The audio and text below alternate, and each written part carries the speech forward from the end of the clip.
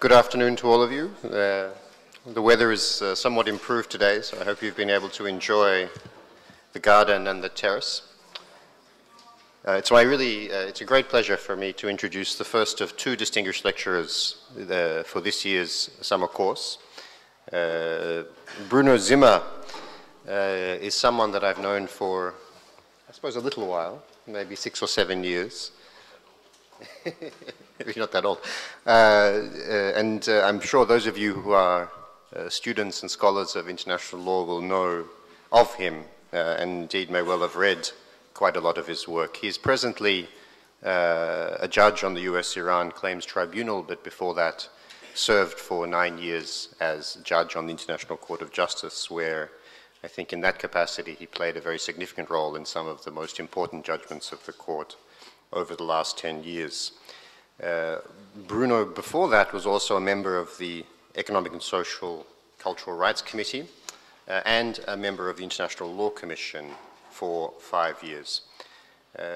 Bruno began his career in international law as a scholar, appointed to the extremely prestigious chair of Professor of Public International Law at the University of Munich, I think at the extraordinarily young age of 32, I want to say. 31, even younger, which of course is unheard of, but especially in Germany. He's also been a recurrent visiting professor at the University of Michigan Law School. Bruno has a long association with the Academy of European Law. It goes back to the founding of the European Journal of International Law, of which he is a founder and has been one of the editors since its inception in 1988, and the European Journal of International Law was founded here in the Academy by Joseph Weiler, Antonio Cassese, Bruno Simma, Renaud Dehus. So Bruno is an old friend, and indeed we've often sought to bring him here, but unfortunately his busy schedule, which I think now is also filled with various kinds of commercial arbitration, often doesn't permit him. So Bruno today is going to speak about a theme which I think is quite dear to his heart, which concerns the role of the impact of human rights law on the case law of the International Court of Justice and vice versa. And I'm sure it's a lecture that we will learn a great deal from. Thank you, Bruno.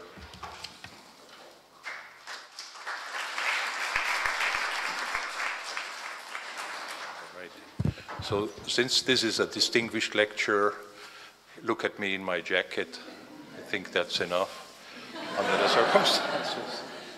So I continue as a semi-distinguished speaker and like to thank first of all to you for your introduction and for the invitation, which I love. As I said, talking about love, the French say, on revient toujours à ses premiers amours. And Florence and the Institute is one of my, let's say, first loves. But what is also a first love of mine is the topic I'm going to speak about.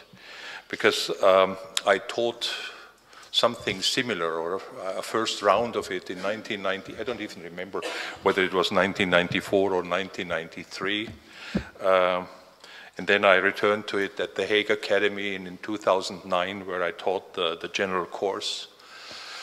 I have not been able, due to the various distractions that you mentioned, to really write it down yet. So I'm very good in, well, I don't know whether I'm very good in speaking, just I like speaking, but I don't like writing, especially the kind of couching things that you might have said in a slightly light way into this serious academic blah, blah, blah. So, but what I also like about the topic is that is a kind of a disclosure, as an arbitrator would say, that I have to make, because I think in all the things I'm going to touch, I was fortunate enough to take part in some role, which I will briefly describe when we get to the point. What I'm going to say is work in progress. I owe the Hague Academy the book. And what I also want to say at the outset, that is probably going to be a bit disappointing to you, I've never, with regard to human rights, of course I I like human rights, and I think they are very important, you know, and some of my best friends work in human rights and all that.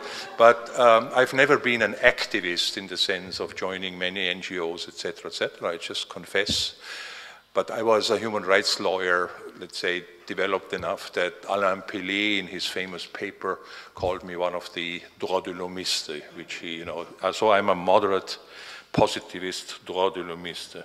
But I was always more an observer of what happened, because what fascinates me, and that's why I look at this human rights and international law like in a laboratory. You could say in a lab situation, you have traditional international law just sitting there in some kind of pot or wok, and then human rights is inserted, and all kinds of interesting, strange, maybe just mild, but maybe more violent reactions occur. This traditional international law begins to somehow move in interesting movements. And I think I'd like to make a tour d'horizon, so to say, about some of the movements which at least I consider interesting. Because it is a fact to me that human rights law has really turned the states insides out. And have eroded domestic jurisdiction. Well, maybe we can take up some of these issues in the discussion, but if you look at Article 2, number 7 of the UN Charter, the protection of the sovereignty of member states against activities of the UN, I think the meaning, the interpretation of 2.7 has been turned around 180 degrees, and that has been done qua or by human rights. Another observation, governments are, as somebody has said it, both the makers and the breakers of human rights law. Human rights have become, in many instances, the plaything of governments, just a political trump to use against your enemies. And there has been, in traditional international law, also what I would call a backlash of traditional sovereignty, let's say, based reflexes against some of the, let's say, the attempts of international law to have an impact on the law. So my lecture is going to be more in the nature of a tour d'horizon through some of the chapters that I find interesting, and less an analysis of a specific topic. But I thought for a distinguished lecture, for which I have an hour, it's better to go on a tour so you don't have to sit there all, you know, during an hour. Okay, so I hope you will survive. And of course, the discussion period will be, in the discussion period, we'll be able to compensate for this tour guide thing. I have chosen to revisit the following subtopics. So the topic, which was never announced, would be actually a bit different from what you said. I must have written about 5 or 6 articles for various Festschriften. You know, Festschriften are a curse. At a certain age, all your friends are about in the same age. If they write in your Festschrift, you have to reciprocate in their Festschrift. And if you have nothing to say, which sometimes happens, you kind of make the most mileage out. And I made a lot of mileage out of the topic, the ICJ and human rights. And that's why you said he's going to speak about the impact of human rights on the case law of the ICJ, which I'm not going to do, even though, of course, I'll mention the ICJ here and there. But the topic is the impact of human rights on international law, some of its rules, some of its institutions, so it's a bit of a wider topic. And from within that wider topic, I'd like to have a look at the impact of human rights on the position of individuals in international law. Secondly, the impact of human rights on the law of treaties. And here you have to specialize again, because law of treaties is really a very wide field, although with regard to human rights impact. And I'm going to talk about the very latest developments, le dernier cri, in the law of reservations to human rights treaties, another favorite of mine. Thirdly, a few brief remarks on what I consider to be a tug of war between the state immunity and traditional institutions of international law like, between human rights and very traditional institutes of international law like state immunity. And the very latest, actually in 2014, developments in the law of immunity, which I consider a bit problematic. And finally, I'll say a few words, if I don't run out of time, on the impact of human rights on the codification and progressive development of state responsibility. No definition of human rights for the purpose of this is just the sum total of rules of international law, couched in treaties, couched in customary law, if there is a customary law of human rights. Unfortunately or fortunately for you, I don't have the time to talk about this aspect. So the impact of human rights rules and institutions on the body of general international law. Okay, let me turn first to personality. And of course, this issue is the individual now a subject of international law, has been the place on which the discussion on the impact of human rights on international law started. If there was a prize set up for the oldest book or the first time in the history of international legal writing, I'm sure that it would be a book written a long time ago about what is the role of the individual. Has the individual reached the, let's say, the status of a person or of a subject of international law? Well, in recent years, the debate has attracted less attention, but I think the debate is still confused.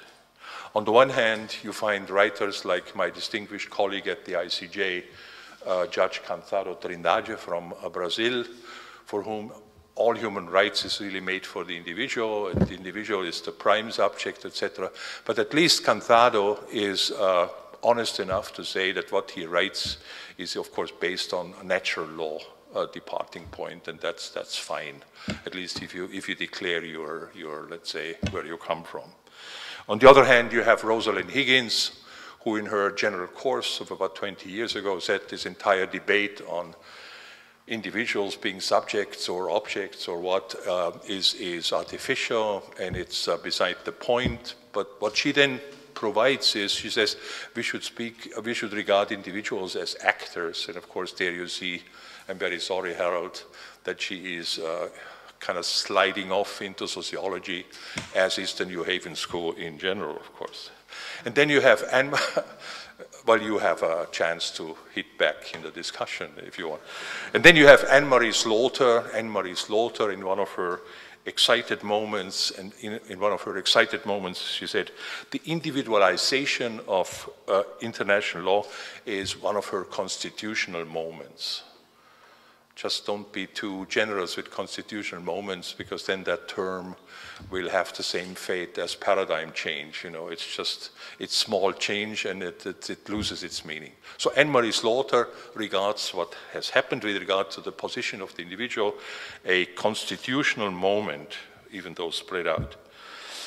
A good friend of mine, now a judge at the European Court of Human Rights in Strasbourg, Linos Sicilianos from Greece, has published a number of papers similar to my topic, and there he speaks of especially this, let's say, the impact of development of human rights on personality and the persons in the law, the impact as a drastic impact.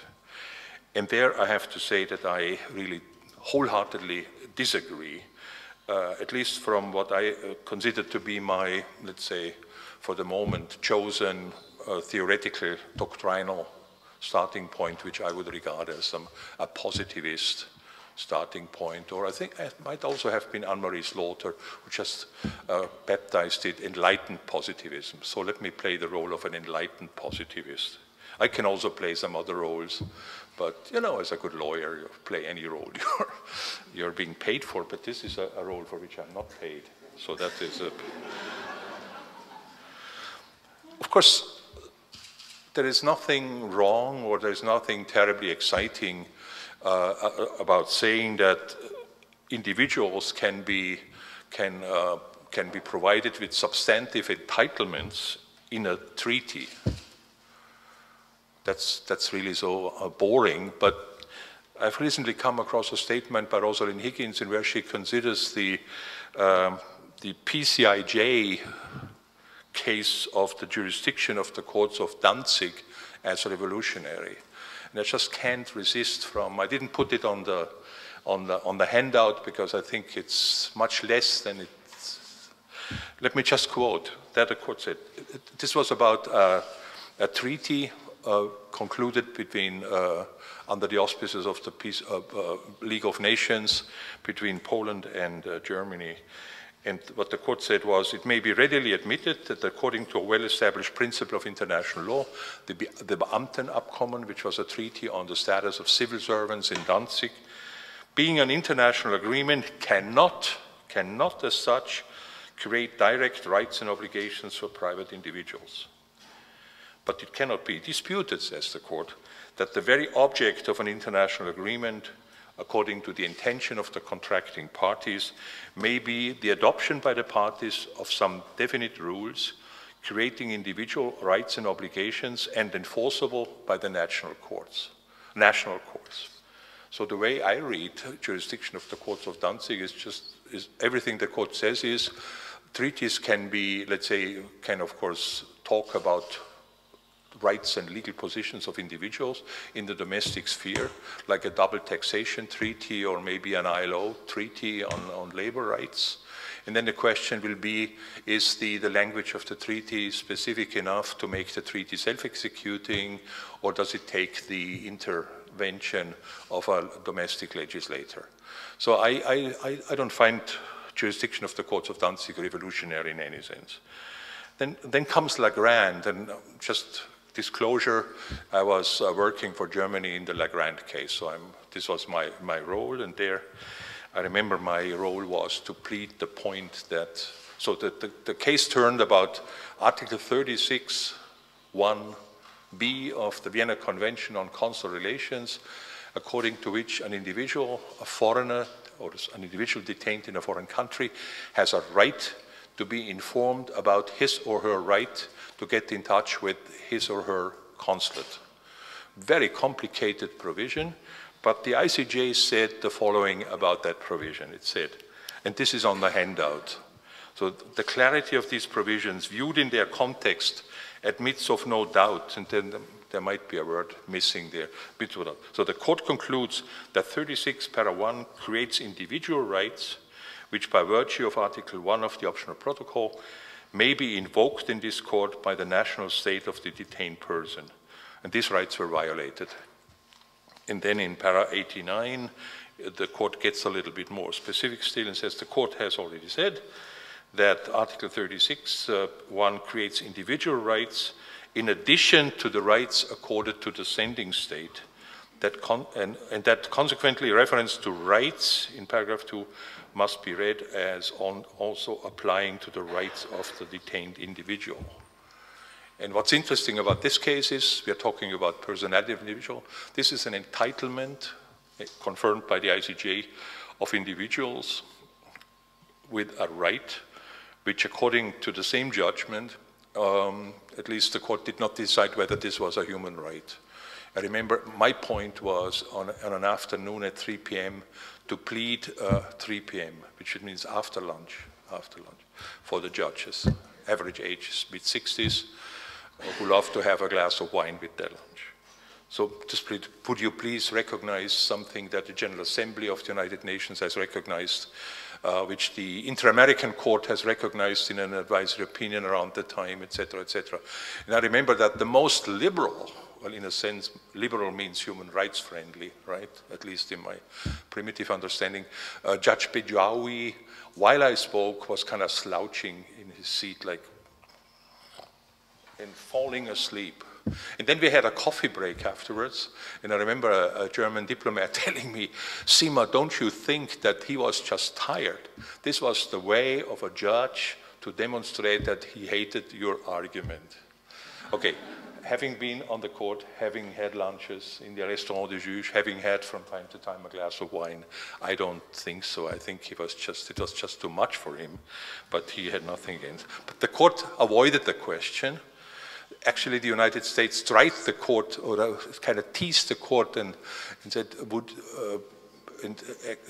to say something against the Inter-American Court of Human Rights and the advisory opinion, but the court avoided this elegantly and said, whether this right is in addition a human right, as Germany has pleaded, is a question we don't have to decide. And that view was again, let's say, restated in the Avena case that followed. All right, so there is nothing terribly revolutionary about saying that a treaty like a human rights treaty is capable of empowering individuals with a certain, I would say, a certain measure of international personality. Because of course, you don't, just because a human rights treaty says you might be a bearer of rights from that treaty doesn't mean you have all the rights. No, you cannot engage in reprisals or whatever. This is just the right that you are being given in that treaty. So I was looking for a term to denote this passive personality, because you're not involved in the lawmaking process, you're just getting the goodies, the benefit. But passive personality might be a bit problematic, because you use that term in a different context. So I think what I call it here is a personality. If the individual has international legal personality, it would be personality light. So personality light. Now, the question then is, what is the value added of saying this? What is the value added? And there I'm very realistic, and maybe would disappoint you a bit. I think this entire argumentation or discourse on personality, to me, would only make sense if, in addition to an entitlement, everybody has the right to, every individual is to be free from, blah, blah, blah. If in addition to this, you have some recourse, there is some possibility, to really enforce, or how should I say, enforce sounds a bit rough, let's say realize this right. And of course the question is, how far in the existing human rights instruments that you're going to learn about by Harold in the following days, how far does that possibility for the individual to realize rights go?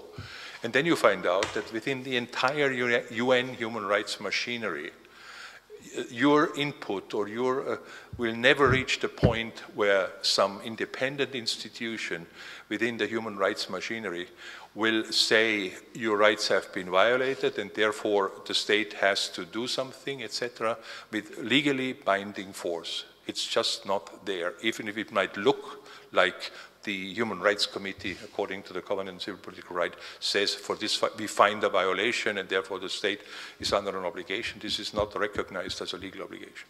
So the only instrument where you really find what I consider necessary for it to make sense to speak of a full-fledged personality of the individual would be the European Convention for Human Rights system, where you can bring an individual application. The old system where you went to the commission, this is all gone. You are going to get the judgment. But of course, the moment the judgment is given, it's not the last word yet. As many Greeks on Cyprus and people in Russia have probably had a chance to find out. Then the question is, who will, if the state that has been, let's say, sentenced to pay or something, etc., does not want to do so, well, the Council of Ministers will call it. There has to be a majority opinion in the Council of Ministers. So not even there you find what I would consider a level playing field in the last instance. And of course, theoretically, it's not excluded that member states will just one day say, well, now with the economic liberalism even important and all the developments, we are just going to do away with the European Convention. No, that's never going to happen. But people are meddling, or states are meddling with the European Convention. Just think of Protocol, what is it, 14? So in the future, not every case will go. Cases will remain with the domestic courts, etc., etc. So, okay.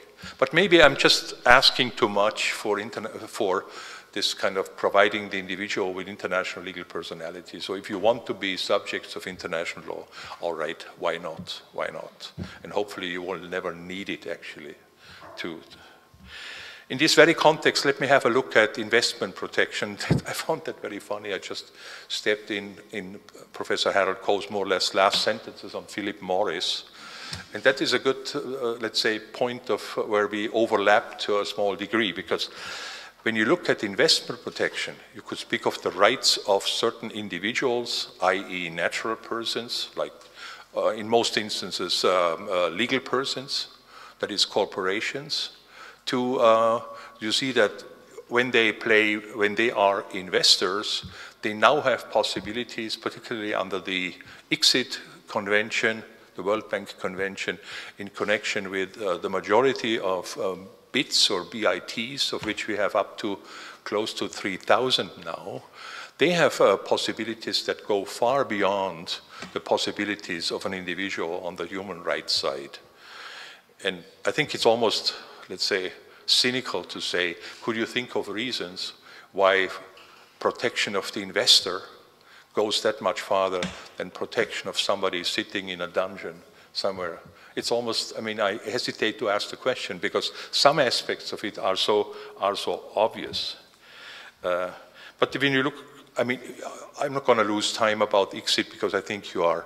That means an investor on the basis of a BIT and of the ICSID Convention can go to an arbitral tribunal which will come out with an award that is binding. And in the ICSID system, there is no possibility for the other side to take the award before the domestic courts for some kind of control, at least of some questions of admissibility and legitimacy. ICSID awards are binding and have the status of a domestic judgment of last instance, which you can, on the basis of which you can collect right away. Well, I mean, still the state has to give money, and Argentina would be a good case where this all turns out to be, let's say, problematic. There is in the ICSID Convention, there is only just a little bit of diplomatic protection of the traditional, either individual corporations, having to be under the umbrella of a home state, because in the ICSID context, of course, the corporation has to possess the nationality of a state which is itself a state party to the ICSID Convention, or respectively do a bilateral treaty on foreign investment which provides for ICSID arbitration. But that's more or less the rule. One quick answer would be, well, of course, obvious, because there is such a much stronger interest in reciprocity in investment protection than there is in human rights protection. Because in human rights, in the last instance, many people would say, okay, it's now you have to be for human rights. The General Assembly exhorts the outliers and every fall, would you now please ratify the conventions, etc., etc. But of course, human rights are usually considered as a nuisance or a threat, less for states who are in a position to argue and use human rights as a political lever against another state. So reciprocity is much stronger. But if you look at reciprocity in investment protection in a very recent context, you see that it's really quite slippery here. Of course, the BITs are built reciprocally, have always been. So it doesn't say Pakistan owes Germany, just to quote from the very first BIT, Pakistan owes Germany to the good treatment of German investors. It always says every side will grant blah, blah, blah, fair and equitable treatment, blah, blah, blah. So it's reciprocity. But for decades, these treaties have worked in one direction, that is from the north to the south, to just put it very simple. And now, more recently, the North has discovered that fire can come from the east, from the west, not just from the south. Let me just mention the Philip Morris that I saw on the screen, that Australia faces a Philip Morris case, Uruguay faces a Philip Morris case. Western states realize that possibly this investment arbitration could really limit their public policy space, the space to regulate. In Germany, we have the Vattenfall case, where a Swedish company sues Germany for 3.5 billion euros because Germany has recently abolished or is going to phase out nuclear energy, and Vattenfall has heavily invested in that. And this has led to a real history about, in the context of the current negotiations between the European Union and the United States, should a free trade agreement, if we want it at all, have what they call investor protection, a chapter on arbitration. And I've just read yesterday that Germany has declared firmly investor arbitration will not be in that treaty. And France, and of course you can imagine what that means if, because the argument, I shouldn't, this is really a deviation, but it's so, I'm a bit involved in this arbitration business in recent years. So let's imagine China or India negotiating with the United States or with the European Union about our investment protection treaty. The argument that Europe uses is, or we don't need arbitrators to decide about the treatment of investors, because within the European Union there is a solid, not corrupt judiciary. Of course, what that means is, if I were to represent Ecuador or Argentina in future negotiations, I would say, of course, this means that you don't trust that our judiciary is. Do you think? So you can imagine what a country like China or India, how they will use the arguments that now fly between the United States and Europe. So reciprocity is turning into a very unattractive feature, actually, for the Western countries who were the driving really force, or okay, maybe the main driving force between these treaties. Okay, back to the topic, human rights. I always have to bring myself back to human rights in my current, let's say, impersonation. We move to human rights in the law of treaties. And there, this is another of my, as I said, I have a first loves, okay. Legal first loves, like this human rights thing, etc. And there are also first hates, long hates. And one of my old objects of hate is a certain theory, which is actually the mainstream theory on the nature or structure of human rights treaties. And that theory was born, actually, in a case which involved one of my two home countries, namely Austria. It's the so-called Pfunders case. Just very briefly, there was a case brought in the second half of the 1950s by Austria against Italy. It had to do with the treatment of certain German-speaking people in the Alto Adige, the northernmost region of Italy.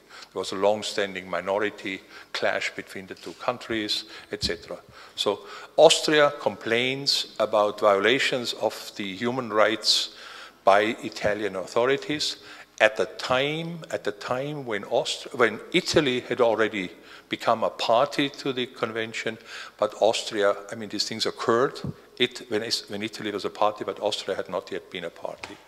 So according to kind of the traditional way, and I think the good way of looking at treaties like contracts, there has to be a reciprocal obligation, there has to be some kind of synalagma. The question would not have gone anywhere.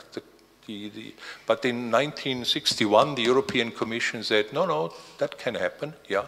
Austria has a right to bring a claim against Italy, because the European Convention on Human Rights does not establish reciprocal rights and obligation, but establishes a common public order, and therefore its obligations are to be seen as objective obligations. Simma hated it, and I wrote about it in my Habilitationsschrift of, well, none of you were born at that time. Then in Ireland versus UK, a case in which Ireland complained about the treatment of certain IRA people, so kind of which the Commission had found to constitute torture.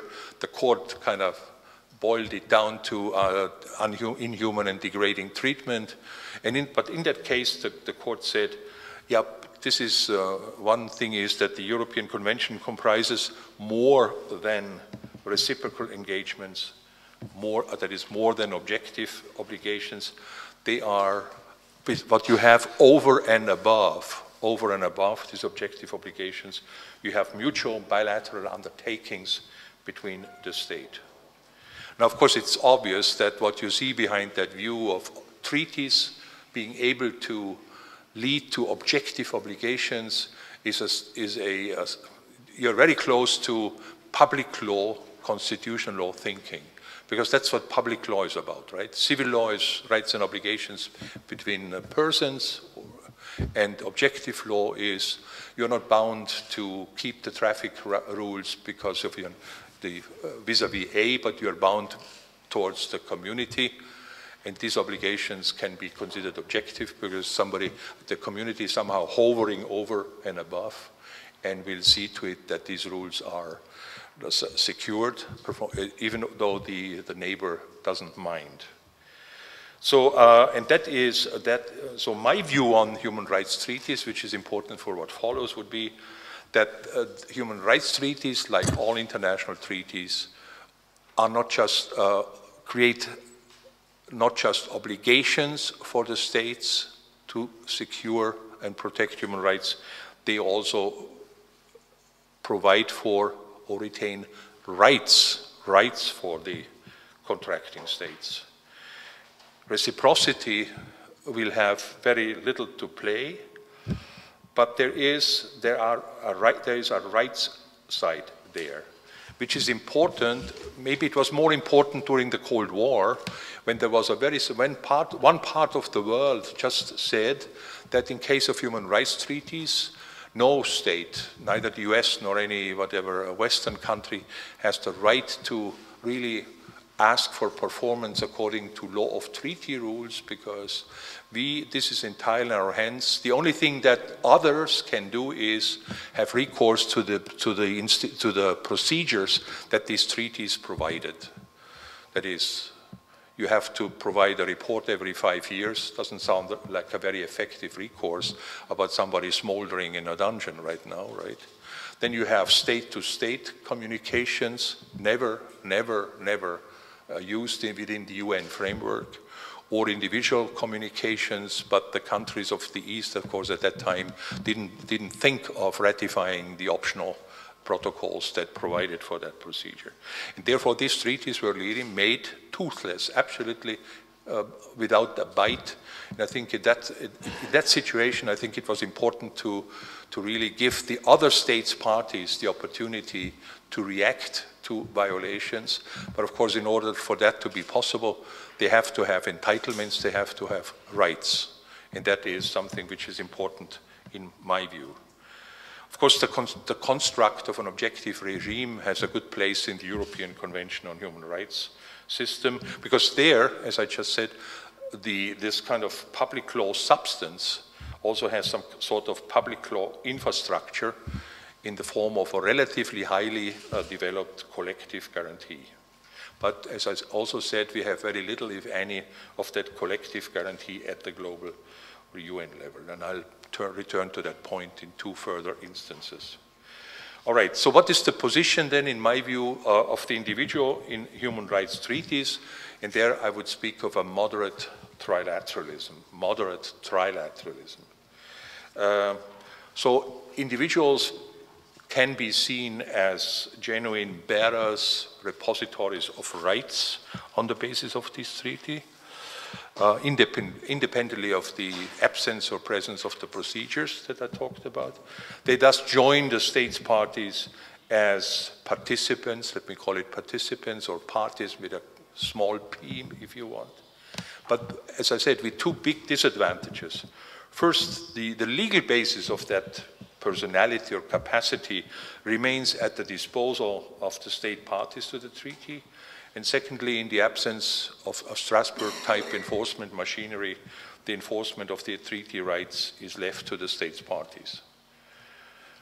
You know, according to, again, just to make this point, according to the mainstream view, the only thing that remains important for the states is that they have obligations under the human rights treaties, and would they please perform these obligations against the individuals. And what I would like to add here is there is also a rights side for them, which can play an important role, both from the viewpoint of policy, and I think it's necessary from the viewpoint of legal theory. Okay, now let me turn from this general, let's say, basic features of human rights treaties to the practical operation of human rights treaties. And their time constraints only allow me to say a few words about reservations. My wife once asked me, why are you so fascinated with the reservations to human rights treaties? Aren't reservations something a bit, you say yes, but at the same time, not quite. And she thought that it might have to do with a fascination with such a topic might have to do with a character feature. There's just zwei Seelen in meiner Brust, as the Germans would say. Okay, my wife probably knows best. So what is the situation with regard to human rights reservations to human rights treaties at current? Human rights treaties attract the largest number of reservations, which to me is not surprising, because as I said, human rights treaties turn the states insides out. And so let's say the places or subjects where states consider it necessary to protect something are of course much more numerous and much more important than a treaty whose performance more or less remains on the outside, like consular relations or treaty making, that stuff. It's just, so reservations, the attractiveness of reservations is a consequence of the inward targeted nature of these human rights obligations. Now, the Vienna Convention, again, just one sentence. The Vienna Convention, of course, has a regime on reservations, but which I find so striking is that there were people out there who really thought they could teach and probably believed in the following. Article 19 of the Vienna Convention sets out what the conditions are for permissible reservations. And it says very clearly, if a reservation is incompatible with the object and purpose of a treaty, it must not be made. It is impermissible. It is impermissible. And then you have 3 or 4 following articles on what happens if a reservation is made, time limits, reciprocity, etc., etc. And there was a school out there who said this regime applies to everything. It also applies to impermissible reservations. So the impermissibility can only be sanctioned or played out by the application of these rules, which to me is really a strange understanding of a codification treaty. Just imagine a UN codification treaty sets out the law to be followed. It establishes a prohibition, and then it just continues regulating allowing, or let's say, establishing a very reservations-friendly regime, and people were able to say that this reservations-friendly regime also applies to impermissible reservations. I always had a problem with that, and I'm happy to say that the International Law Commission has really repaired that and has come out with a clear answer to it. I'll turn in a second. And of course, reservations like the following. I'm just giving one example. There is a reservation made by Saudi Arabia to the Convention on the Rights of the Child. And it says Saudi Arabia enters a reservation, I quote, with respect to all such articles as are in conflict with the provisions of Islamic law, full stop. You don't have to focus on the, let's say, Sharia aspects. You just focus on the more technical aspects. What are reservations? What conditions are there in the Vienna Convention and in practice for reservations, for other states at least to know what the reservation is about, to really have problems with that kind of reservations? But what were the reactions? Well, the reactions were very few. There are countries in the world, I have not come across a single Japanese reaction to any reservation. States look to their own backyards and say, well, I better shut up because I have my own little skeletons in the closet, and that might backfire. So you have few reservations. Of course, it's always the usual suspects, which is the Nordic countries, Austria, Portugal, okay, and a few others, but so few reservations. And few objections, and sometimes the objections don't really, you ask yourself, what is that objection? Is it some fire and forget? You are under some moral impulse to say you cannot do that. You fire the objection and forget about it. So simple objections. Objections saying that this does not preclude the entry into force between me and the reserving state. The same thing, but adding, and this will be without the benefit of the reservation. or the objection precludes the entry into force between the two forces. So there is a mess there. And that mess led the European Court of Human Rights a long time ago in Bililos to say something in addition. So there was this court who in 1982 arrogated for itself the power and say, I have the competence to decide about the validity, the permissibility of the reservation. I consider a reservation a thing which Switzerland declared to be a mere interpretative declaration, a reservation, and regard the reservation as invalid. Okay, I mean, somebody there from Switzerland, you can imagine that the poor Lucius Wildhaber, who later became the president of the Human Rights Court, was the agent for Switzerland, and before the court said that, he was asked, what would Switzerland do if we found that reservation to be inadmissible? And Lucius Wildhaber had to say, well, we are not going to go leave the convention. All right. Things turned a bit more difficult vis-à-vis Turkey later on, but this is what we call the Strasbourg approach, the so-called severability, which means if a reservation is found impermissible, the assessing institution will just sever it from the skin of the treaty like a wart from your skin. And you forget, so you are bound to the treaty in its entirety, just forget about the reservation. And it's interesting that a few years later, the UN Human Rights Committee, on the basis of the CCPR, applied the same doctrine, waiting for the first report of the United States to arrive. In famous General Comment 24, that is the 52nd General Comment, and there were quite tough reactions coming from the UK, from France, and also from the United States.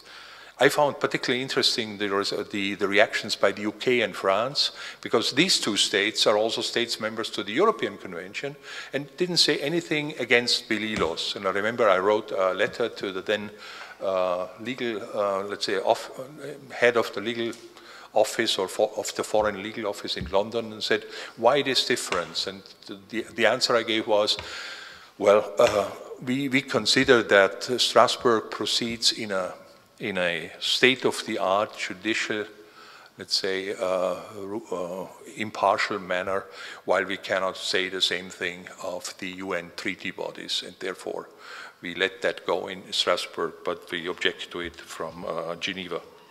Okay, now you have the ILC guidelines, 2011, disclosure. I was there at the beginning of the drafting of these guidelines, and already in 1997 we had a very, very fiery debate because Alain Pelé, some of you might have known him, he told me once, Bruno, tu sais, j'aime être tough.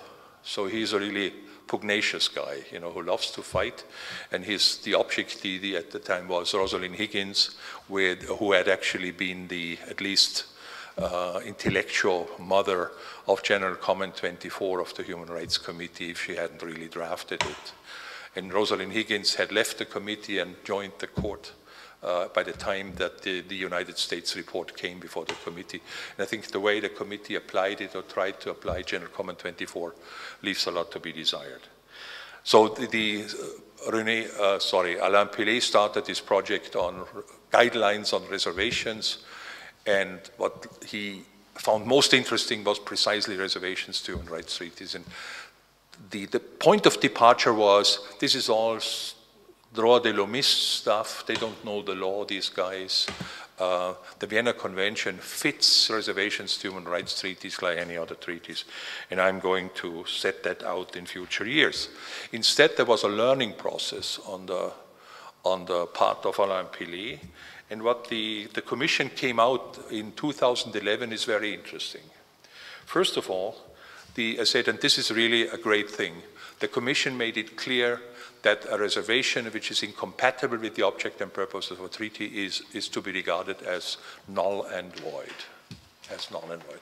All right, full stop. But then the Commission says, this nullity of a reservation is objective. Again, this bloody objective. So what they mean is, it doesn't have, the nullity does not depend on objections to be made to the reservation, even though it is desirable that states make objection to a reservation. But the objection is just gone, objectively dead.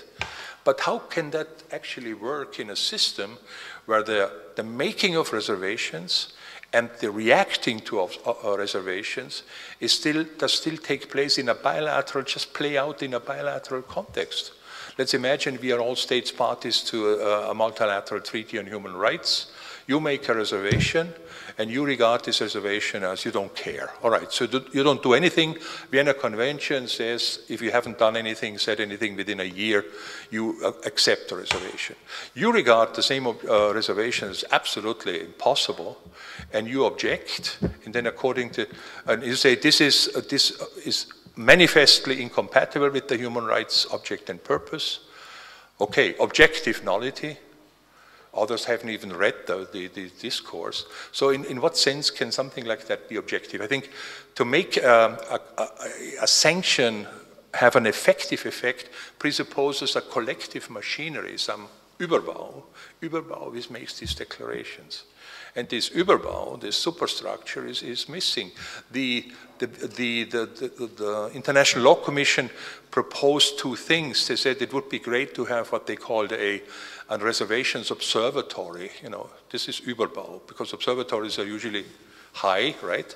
Towers, and there sits somebody up there and watches and kind of makes assessment of reservations. General Assembly did not like it. Second was, should we have a reservations dialogue? This is something which the Austrians had developed, because Austrians, they are very dialogue friendly, which means they are slyer than the Germans, right? The Germans say Ja soll Ja sein and Nein soll Nein sein. Yes means yes and Nein means. If you have experience with Austrians, I come from the least Austrian, westernmost part of Austria, where we are always as straightforward as the Germans. But in Vienna, this is supposed to be a difference in, you know, the yes and no's. But that's a different subject. So the Austrian position was always, yeah, okay, Saudi Arabia. Yeah, at first glance, this really looks awful. But maybe you don't really mean what you say. You know, maybe we are like we are. So could we just have a bit more discourse, you know, Habermas discourse, and could you maybe envisage boiling down what you have reserved, etc., etc.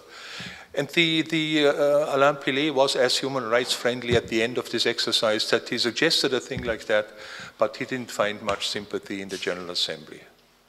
So what do the guidelines say now? And this is something that you find in on the outline yet. That's guideline 453. Guideline 453, which some of you might know. I know that Harold knows it because there was some kind of a blog exchange. I forgot whether it was Opinio Juris or Igil Talk, where you had a number of, let's say, communications on the ILC, let's say, project. And that Harold, I don't know whether that was the official position of the US because you were still in office, you were very much opposed to that. So so what does it say? Just to kind of compress it, what it says is, if a state has made a reservation which is found to be invalid, that's the term for impermissible that the Commission chose, which is found to be invalid. This invalidity is objective and all that, but unless, that is paragraph 2, unless the author of the invalid reservation has expressed a contrary intention or such an intention is otherwise established, it is considered, that is the reserving state, is considered a contracting state or a contracting organization without the benefit of the reservation. So it's an adoption of the severability doctrine, but it's kind of let's say, moderated or a bit made softer by the inclusion of a presumption. That is, I say your reservation is absolutely impossible, it's impermissible, and then you have and to then say, or for the international legal world to recognize, and then you can forget about your reservation because I just regard it as not having been made and hold you to the entire treaty is really, of course, let's say, a problem with consent. Because you say, I've consented to that treaty, I've consented to that treaty expressly, not including Article 17, paragraph 2. And you cannot just kind of enforce that over my will. And the solution here is, okay, there is some kind of like a presumption. That means if you want to, you can choose to suffer that severance or to object to the severance, and there you are not regarded to be a party of the treaty. And maybe we can have a discussion about that in the discussion period, how far and what problems there are with regard to the feasibility of that doctrine. There are certain elements in there which are really problematic to everybody, like when you read in paragraph 3, notwithstanding paragraphs 1 and 2, the author of the invalid reservation may express at any time its intention not to be bound. So you make a reservation, then you get some flack, but you don't care. It's all small countries. You don't need them really. And then comes the Human Rights Committee and says, yeah, no, this is really bad. Let's say the Human Rights Committee comes about 3.5 years after you have made the reservation. In the meantime, the majority of states will have said nothing. That is, they have accepted tacitly. Some have objected, but you can live with that. There comes the treaty body and says, this is really awful. And then let's say, then you decide, it takes another year to make up to your mind, and then you decide, okay, now it's my intention not to be bound by the treaty. This, of course, is absolutely chaotic. All right. So I think the International Law Commission has done good work in principle. There are certain shortcomings. One reason for calling this a good solution is that in 1998, before anybody in the ILC, and as far as I know in the literature,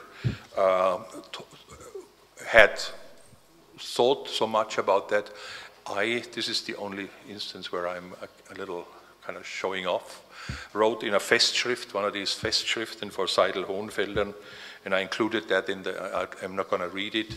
I proposed the same solution which the International Law Commission took up, 14 years later. So I better stick to the idea that this is a good solution, but maybe you can convince me that it is not. How much more time do I have? It's now 1 o'clock, so you have half an hour. But that takes away the half hour. But we didn't start at 12 sharp, did we? All right, all right. All right, so I'll cut short because I want to have, of course it would be, this would really, I'm getting to immunity, and that would be a great way of immunizing myself against any criticism. I'm sorry I took up all the time. It was great to talk to you. Bye-bye, bon appétit. But what I find interesting from the viewpoint of state immunity is a situation that is a bit similar to the situation of reservations to human rights treaties. I see defensive, what I call defensive reflexes at work, and they become particularly visible here. That is what I call a tug of war between traditional law, state immunity as an outflow of sovereignty, and human rights. I hadn't dealt with that topic in my general course because at that time I was still, the case was before the ICJ, and that you're not supposed to discuss cases while they are pending before the court. But the general observation is the following. If you look at the development of immunity on the one hand of states, jurisdictional immunity, state immunity, and on the other hand, immunity of foreign officials, of state agents, you see that the development kind of diverged. And you see, especially with regard to the immunity or lack of immunity for severe violations of human rights, war crimes, crimes against humanity, genocide, you see that even also in court practice, immunity was in the course of going away. And that, of course, I'm talking in the first instance about developments at the domestic sphere, like the Pinochet case and some other cases.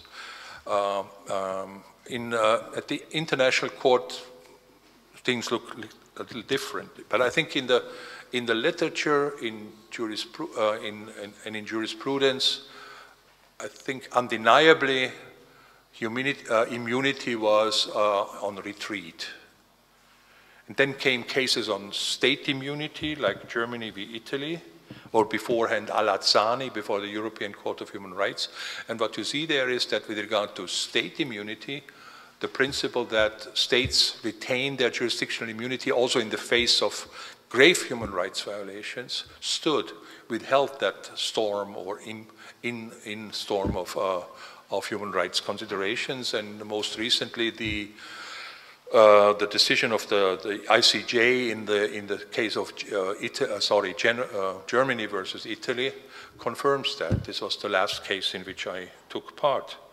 But in Germany v. Italy, the court said immunity of state officials ratione materiae, is believed to develop independently. So the court wanted to not some kind of a, let's say, overspill of what it had to say on state immunity to agent immunity, ratione materia, because ratione personae, of course, you know the Erodia case of 2000, which I'm just going to mention here.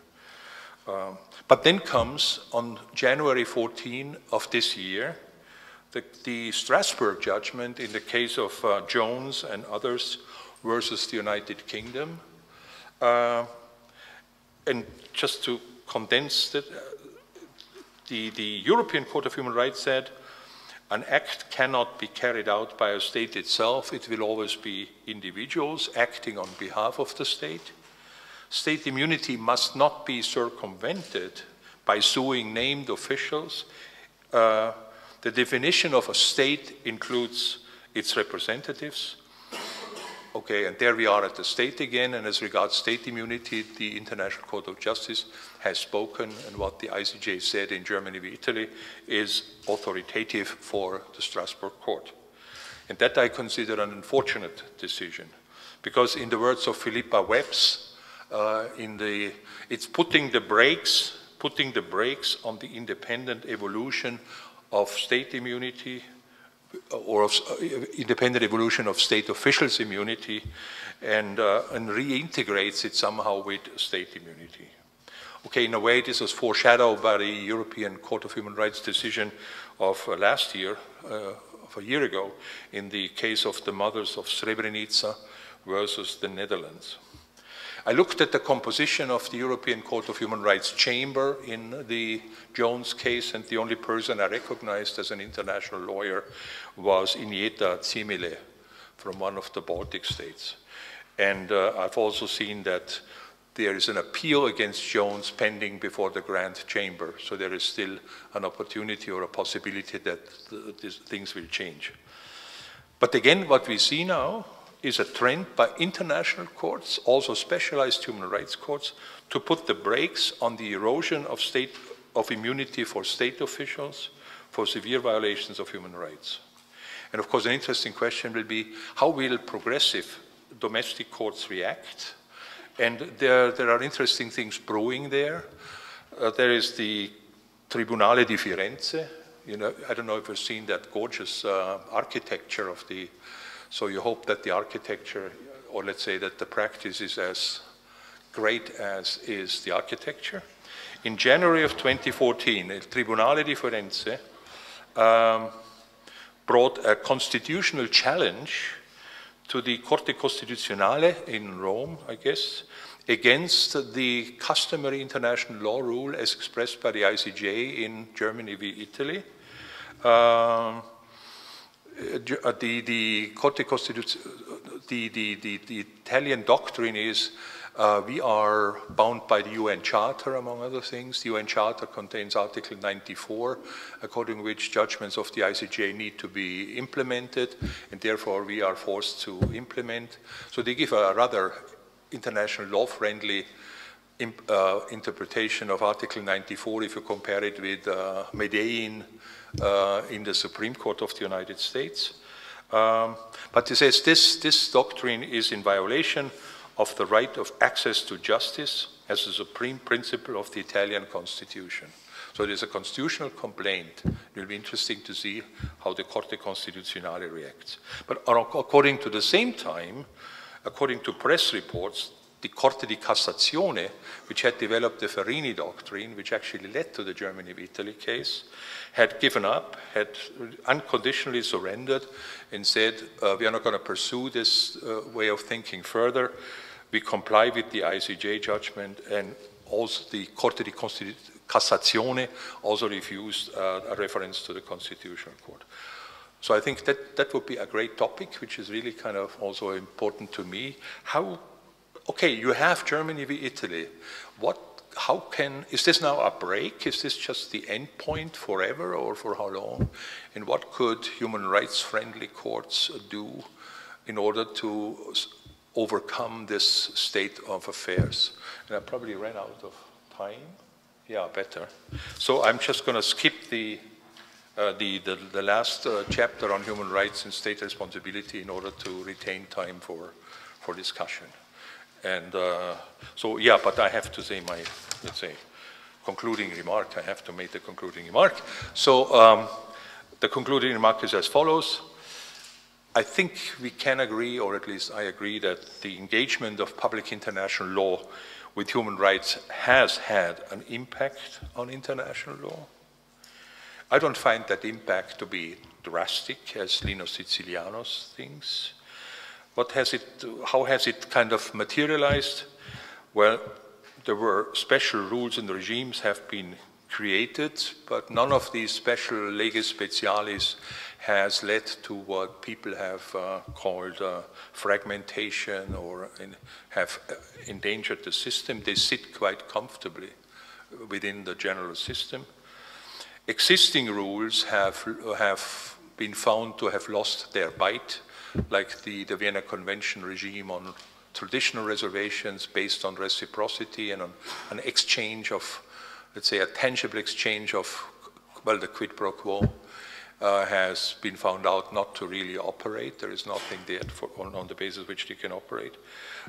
And some rules have changed. Immunity of state officials is in the process of changing and hopefully continues to change. In other, let's say, state immunity exists, has withstood the onslaught of human rights. That's more or less it. So there is an impact. I hope you find it worthwhile to pursue it in the rest of my life. And that's all I have to say. And thanks for your attention.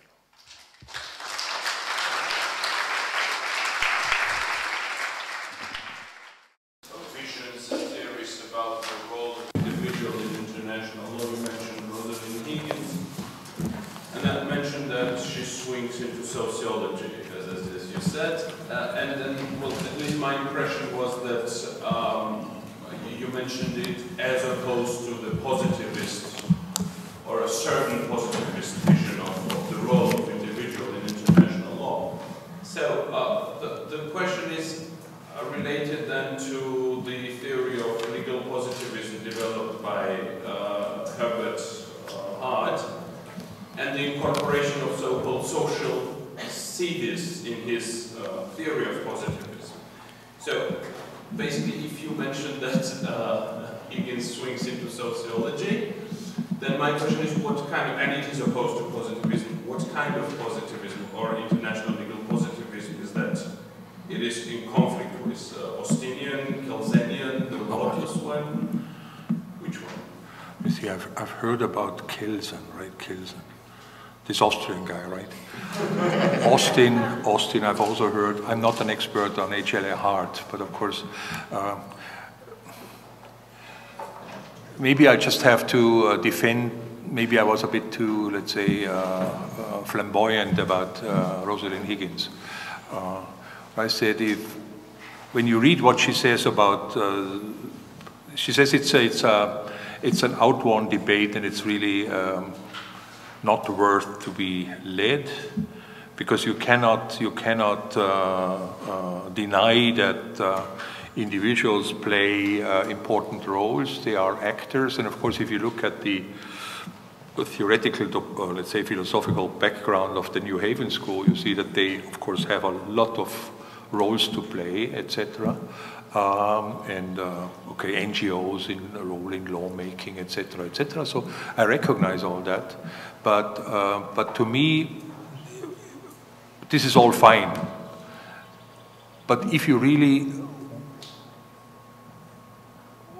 I just find it as a creation of wrong hopes to say that you are all subjects of international law and international legal person if you cannot really make out anything of that without the help or intermediate intervention of states.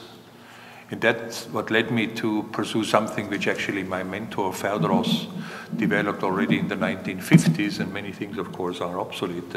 But I still find that the most demanding theory, but a theory which actually follows the common law principle, right? Where there is every right in the full sense has to have a remedy, which of course I don't really find to be the last word on international law as such and all that. But to create the hope in people like you know, naive, etc. You're all subjects of international law, and international law is all about you, etc., etc. And when you really get into the situation that you want to rely on it, you don't get very far. That is just not satisfying to me. So I'm very sorry I somehow avoided HLA hard, but that's based on the reason that I know so little about him. I hope I made my point a little clearer. I have a question for you. You have a question? I have two questions, actually. The first question is, and these are both doctrinal questions. The first question is, you say that in the current state of the law of diplomatic protection, this connects to your previous point, actually, that the individual is nonetheless ultimately dependent upon the good offices of the state, because the rights accrue to the state and only immediately to the individual. Right? In terms of, my question is in relation to Diallo, because it seems to me Diallo effected an important change in the claim that was made in the Diallo case that the right to reparation that Mr. Diallo had accrued to him, of which the state was merely a trustee. And the court made it very clear that the reparations that would be paid to his protecting state should go to him. So this seems to me actually does seem to be something of an innovation and an important change. This is an important development, it seems to me, in the law of diplomatic protection. Second point, you gnash your teeth and wring your hands at the divergence, at the failure of the European Court of Human Rights to diverge sufficiently in relation to the immunity of officials from the ICJ in relation to the immunity of states. But my point to you, and this is a sharp point because of course you were on the court at the time, is the ICJ left them no room to do so. And they left them no room to do so because they said very simply, jus cogens violations are nonetheless acts of states, and officials are the beneficiaries of state immunity. There's a logical coherence to the position of the ICJ from Eurodia through to Germany v. Italy. They have constructed, I would say, actually a highly logical structure of the concept of immunity in which there is actually no light between the immunity of officials and the immunity of states in domestic courts. There is, of course, an important distinction in relation to international courts. So my second point to you is, you're passing the buck. You say, well, these European human rights courts, they should really do more about this. But I actually think the ICJ left them no room to do so.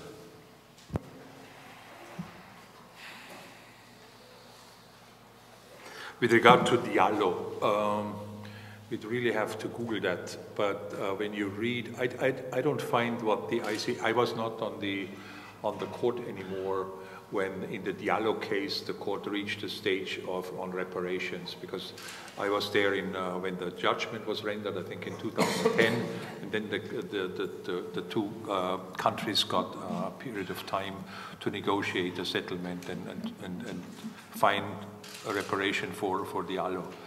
But I remember the text that not being very strict in regard, this is, and you have to, that have to trickle down to Mr. Diallo. I think, to me, if I remember, but we could kind of, it's a bit more similar to what the International Law Commission 2006 articles on diplomatic protection say at the end, where they say, I think this is probably, the ICJ is a little tougher, but what the ILC says is, the states should consider that reparation which they kind of which they obtain in the interstate, let's say, conversation about diplomatic protection should, if possible, or kind of go to the victim of the human rights violation. And I think the court may be a bit stronger, but the way I read it is not entirely the way you read it. So what I find is that in Diallo, what I found so striking is that this is really an interstate case. And of course, it had at the beginning a very strong, let's say, commercial law, a company law aspect, which kind of went away because the court found most of that stuff to be not covered by jurisdiction. I think, don't nail me. And then it was a human rights case, and the ICJ spoke of Diallo's human right to, etc., etc. But at the end, how I read it was, at the end, the court says, and therefore, Guinea, you will get some reparation, which I, until now, have read, and would you please have Mr. Diallo have some of that? And you say, the court says expressly, the reparation is to go to Diallo. There, I think we differ. So, no, I think this is an important development, and in what I wrote about the ICJ and human rights, Diallo is an important step in that regard. The second question, may I just put this in the wider context, because this is really something I find particularly worthwhile to discuss.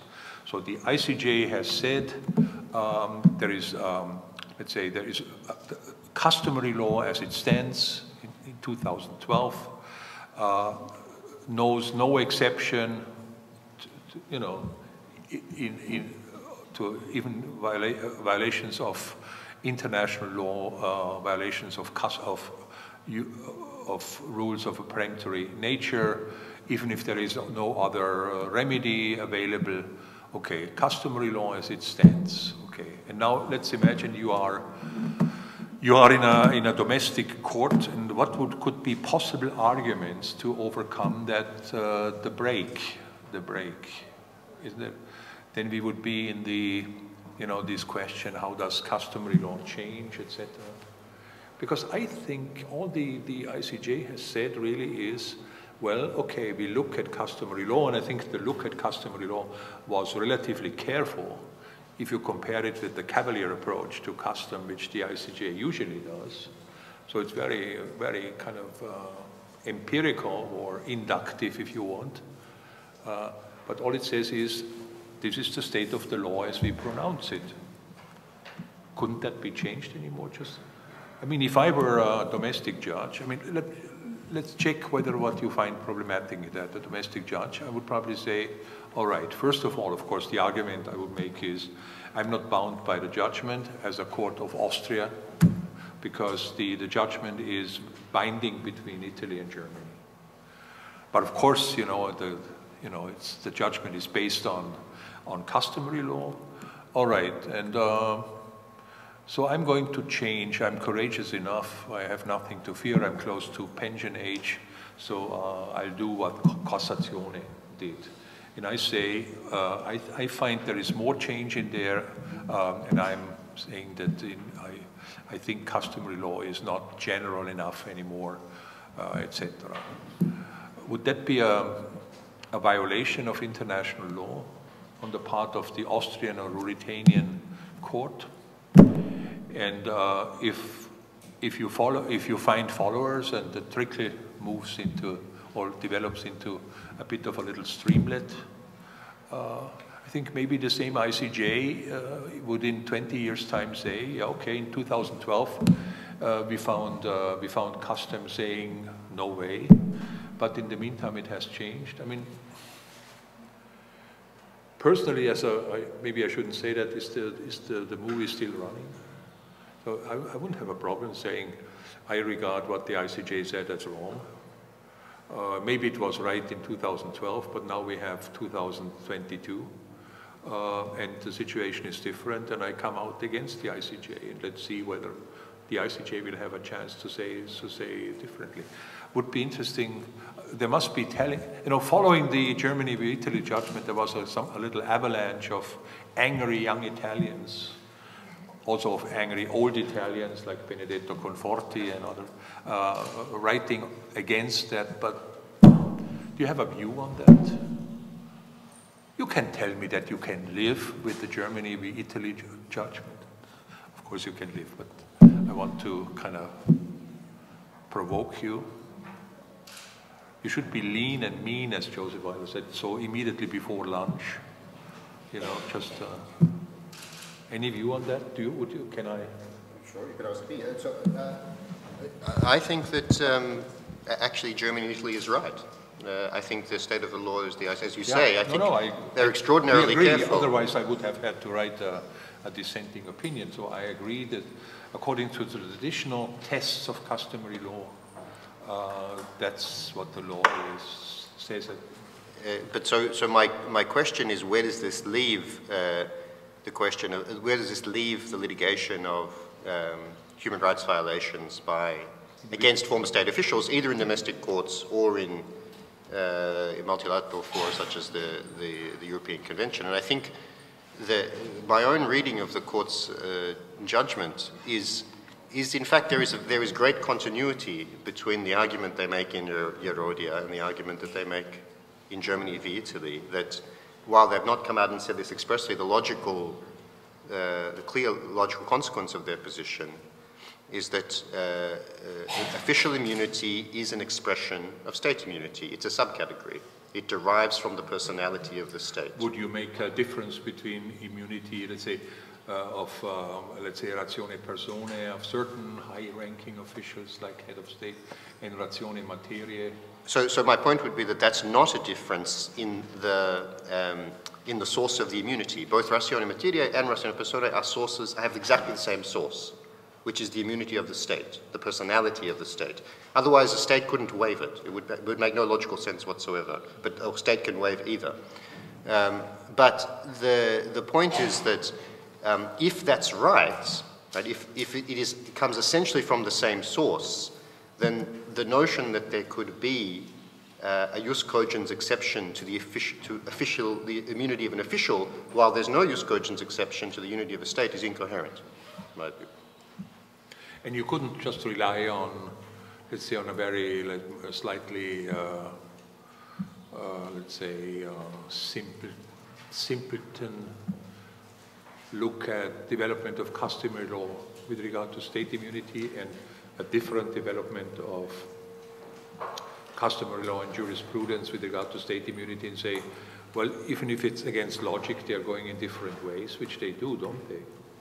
So I think that's very unclear. So I think it's interesting that in the ICJ, in the Germany and Italy judgment, the court makes a point of rejecting any attempt to argue by analogy from Pinochet. And they base it on exactly the same logical theory, which is Pinochet reflected the consequences of a treaty, that is the act of consent by a state, upon the immunity of former officials. So in other words, and this is true, and if you read the Pinochet judgment carefully, in other words, Chile is taken to have waived Pinochet's immunity for torture. Otherwise, their signature of the Torture Convention has no sense. So waiving by becoming a party to exactly, and that's the theory under Pinochet. That's the way. That's correct as a reading of the judgment. So my point is that in the ICJ judgment, there is a comprehensive theory of immunity, which leaves not much wiggle room, not much room ex facie for the kind of divergence that you want to construct. I think, of course, the divergence is possible. As you say, courts can do it. Yeah. And there can be a kind of creation of friction on the rule. But in a sense, the success of the IC judgment is that it's logically very complete. Well, we never discussed that when we wrote the Germany v. Italy. So any view on your part on this? Any Italian? Yes. Avanti Savoia? No? Because this is really... Okay, but of course, practice could beat logic, right? Or yes, logic theory. Yes. Wouldn't be the first time. What I find so particular, maybe this is something I just wanted to say, is that you find two little outlets in the judgment, which I consider very important. That's paragraphs 99 and 104 of the judgment. In paragraph 99, the court says something which I find extraordinary, where it says, okay, Germany has developed a theory which we cannot refute of why the IRIs, you know, the Italian internees, the soldiers, did not get reparation according to a scheme developed in Germany, under which more or less everybody else got something. Okay, so legally speaking, this is, but it is a matter of concern and regret for the court that this happened. I have not come across any other statement in a judgment of the ICJ where the ICJ says, okay, Germany is the winner, but we are concerned about and we regret that the winner did it, although legally unbeatable. So that's quite something to say. And in 104, the court says, what we are saying is not in the way of, does of course not prevent the two countries to enter in negotiations for the purpose of getting the IRIs some degree of compensation. But as far as I know, there is no willingness on the part of Berlin to engage in negotiations for that purpose. So I think it's now time to exercise the human right to food. It's lunchtime. We want to thank you very much, Bruno, for this lecture and your wonderful comments. Thank you very much.